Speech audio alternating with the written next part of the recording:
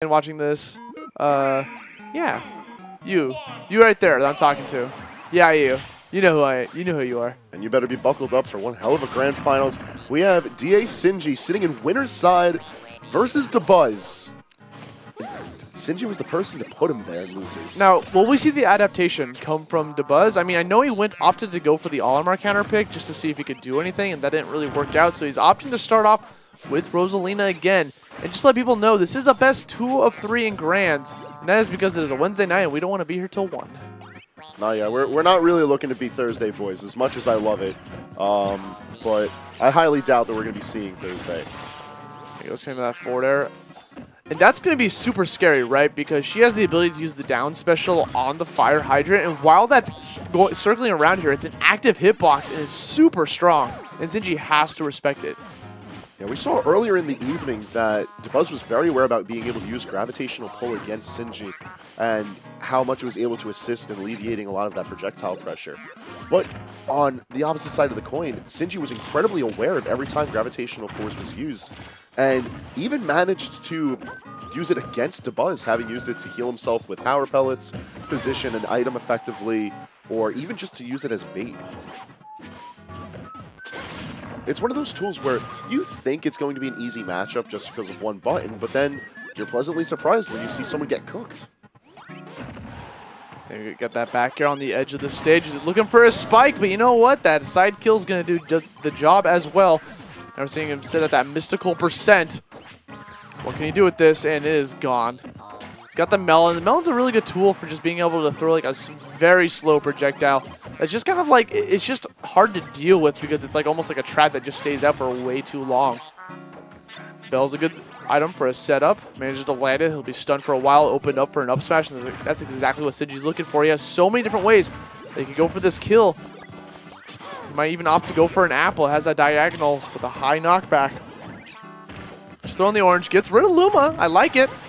I actually really like the orange bonus fruit in this matchup. It's one of the quicker coming out at, I believe, frame 17. The fact that it's just a straight line, rather quick, it's going to be really good for eliminating Luma when he was at those lower percentages. And even just poking Rosalina. It low profiles just enough to catch a shooting star at the ledge. You know, one thing that dabuz is really... That was super smart. He threw the apple at the balloon and then re-grabbed it. Like, what? Talk about using your environment. I even forgot what I was going to say. What? The apple was so... Sinji, you're a nut. You know that was on purpose. Like, he just threw that out there, and dabuz was just like, I'm going to chase after what? The apple has such high knockback and is constantly active. As long as it's bouncing, that hitbox is going to be out there. It's worth noting that that bouncing property of the apple is one of its unique properties. All of the bonus fruit having their own unique quirks.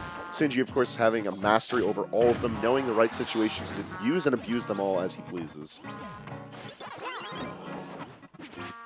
He goes using the air dodge right through it, but dabuz is going to catch it immediately. Down airs him into the ground. I mean, that was smart. Like, dabuz knew that Sinji was waiting for, like, a defensive option, whether that be a spot dodge or a roll, because I think he was looking for a pivot grab at that point. And so he's just like, you know what? Up smash. You're gone. I mean, it's Goodbye. a good up smash. Huh? It's a good up smash. It is. You got the job done. We're going to go back into game 2. You know, if dabuz wins one more game, it could have a bracket reset on our hands. Sinji definitely doesn't want that. He wants to secure this win and have that on his plate because, like I said, that just deletes his win almost. It's like, cool, you sent dabuz to losers, but he still won the tournament. I mean, yeah, but that's still a set on dabuz. No, it is, yes. Says dummies. A win is a win is a win is a win. You're right. Yeah. I'm just saying. Called you a dummy. I'm just saying. First place is the one that matters, man. The first place is the one taking home all the money. You know, like, not all of it. Well, you know what I mean. All the good money. I don't know, man. Second place money just as good as first. All right, at this point, I'm just teasing. We get back into game 2, and percentage is actually staying very close despite these two being very active here. But I feel like all of that activity is just sort of part of the course for the environment. Town and City itself being an incredibly dynamic stage. He goes again. I like when dabuz just throws out those back airs on the edge of the stage up high, trying to catch just in case Sinji wants to opt to go for a double jump or try to recover high. There'll be a back air there waiting for him. He just has to respect it no matter what.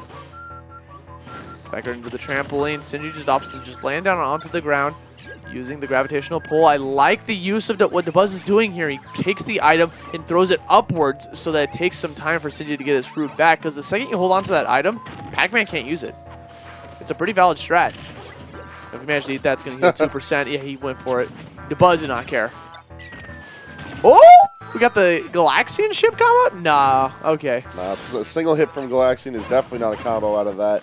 Although I feel like if you know you're going to be fighting a Pac-Man, you definitely should at least keep a note of how you can use these bonus fruits.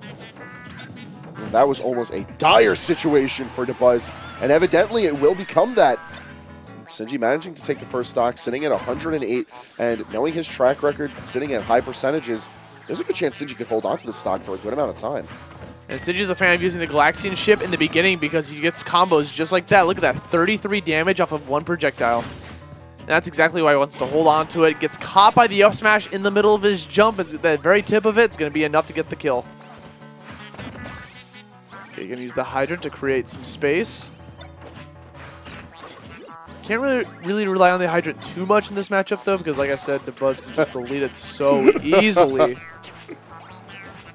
I love the bonus fruit play.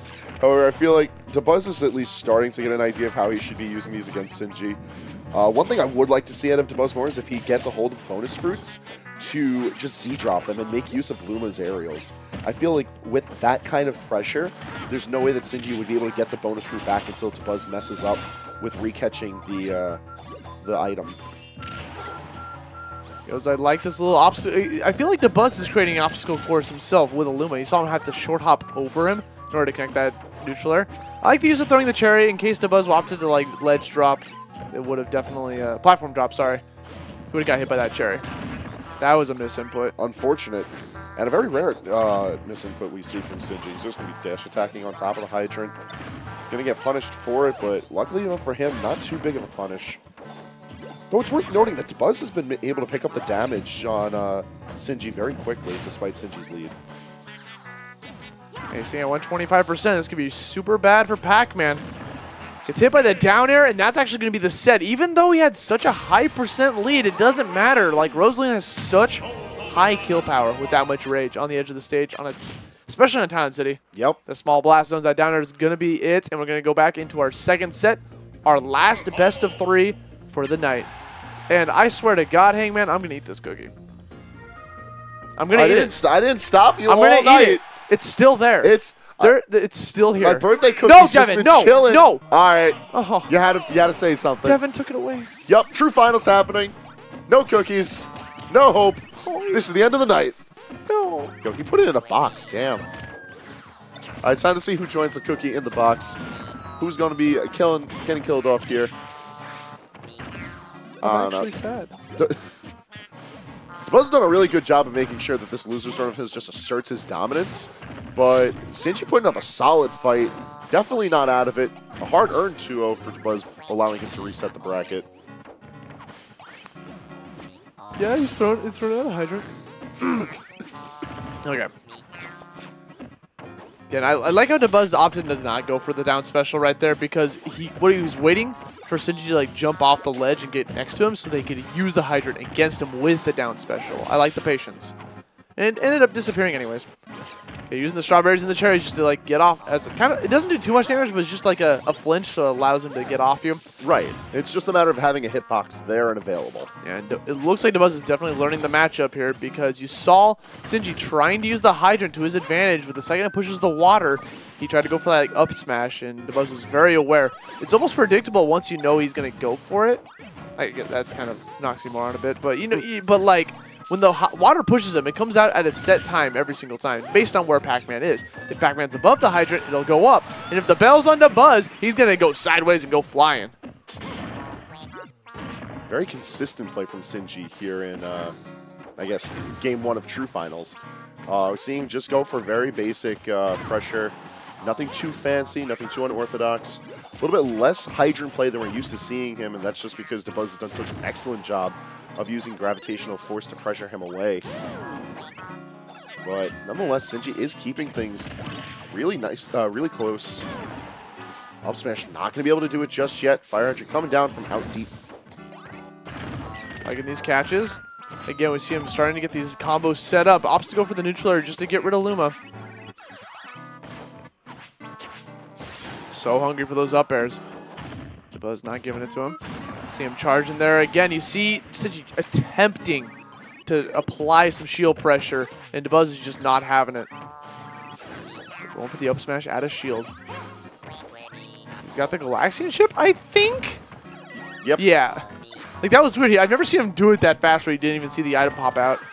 No, yeah, he started doing that today, and I don't know if that's just a new tactic or if that's just something that he's always had in his book. But being able to stutter the bonus fruit, he's always trying to discover new tech. And again, I love how he uses the forward smash against the fire hydrant because once again it extends how long it stays out for. So it catches a lot of people off guard. Not to mention if the hydrant hits his opponent, that's a lot of damage and knockback as well. Trying to go for some greedy combos there with those up airs. I was expecting maybe like a pack jump at the end. There you go, just apply it. Look at, he's just on him. that's what he needs to do in order to keep this pressure. It's very unorthodox to see a Pac-Man be so aggressive and use so many tools so quickly. But if Sinji lets up the pressure, it's all the room that dabuz needs to take a deep breath and take this set firmly into his favor. I like when he goes for the down throws with the hydrant active because it pushes him off stage, so it allows him to like set up for like some sneaky down airs. And that was exactly, Sinji waited for that forward tilt because he was waiting for the right amount of damage against his own hydrant before committing to it because he knew he would try to get the last hitbox of it. Nice avoidance, saw the hydrant coming, stuck in a super bad spot. Opts to go for the normal get up, but Luma's going to be able to just waltz right through it. The double up air is going to settle that game again. Another game where Sinji felt like he was in control, knew what he was doing, but the second dabuz finds an opening, he commits everything to it. And when I say everything, I mean up air. I mean, hey, sometimes that up air is all you need. Look at that. Look at all of that, making amazing use out of the rage built up onto him. And dabuz is one game away from taking XenoNinetyFive from loser's side this evening against the person who had put him there in the first place. So to see if Sinji can at least push back, bring us to a game 3. But we got to get there first. Game 2 finding us at Smashville. Yeah, this KK Slider is going to sing us home. I like how dabuz just used the normal jabs, just put the hydrant right in front of him. Nice stuff. Hydrant in his favor. Opps again, trying to go for some shield pressure with that forward air, and dabuz stuffs it out completely with an up smash. He's got the apple. This could be useful for him. Tries to throw out a diagonal. Opts to go for the watermelon instead. Again, it's used for just like a slow-moving projectile. He just needs a hitbox to be active, and he needs it to be there for a good amount of time. It's going to be the best option out of the bonus fruit for that purpose. Especially considering that Hydrant has just been unavailable to Sinji throughout this set. So, Lamelon making a rather odd replacement object, but it's doing a decent job in that. I think the real MVP from the bonus fruit has definitely been the Galaxian ship, though. Sinji doing a phenomenal job of using it just to poke at dabuz, build up little bits of pressure, use it to bait gravitational pull. It's becoming the homie item for him. He's got the Galaxian ship ready to rock. It's going to be for big damage. If he manages to find the correct combo, dabuz is probably aware. Goes for the short up backer, just pushing back off. Luma's back on the stage. And again, he's just applying this relentless pressure with the back air. And that was like the most optimal thing he could have gone for. He saw Pac-Man's recovery is so predictable once he commits to the side special one or the up special. You know, like once he commits to the move, it's like if you know he's going to go for it, go out there, get that down there, and they're going to go flying.